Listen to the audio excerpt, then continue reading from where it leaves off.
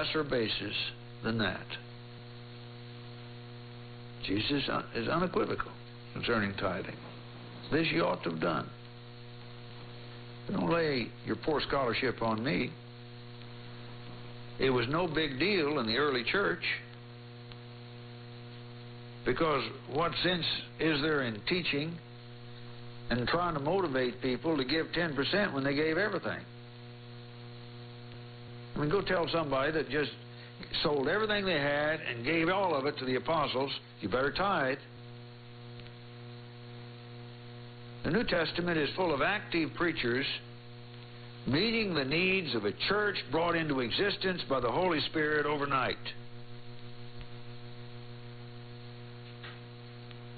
Tithing principle. Limit your giving. I've told you that. You learn to tithe properly.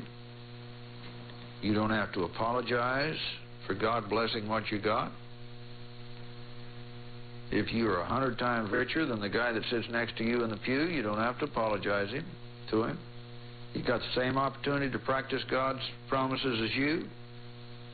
And the same right is on God's side to treat him based on what he knows from the heart. If you're not tithing, I have every right. I won't, but I have every right to suspect you're robbing God. But God says you are. We're all mixed up in our principles of giving.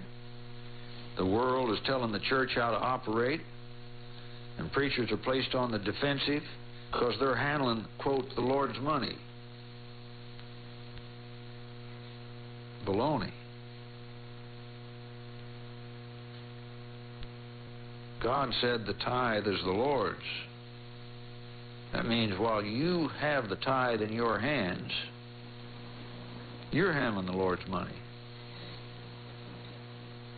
The minute you give it to the storehouse, you have, as a trustee under God, obeyed his commandment of what to do with his money.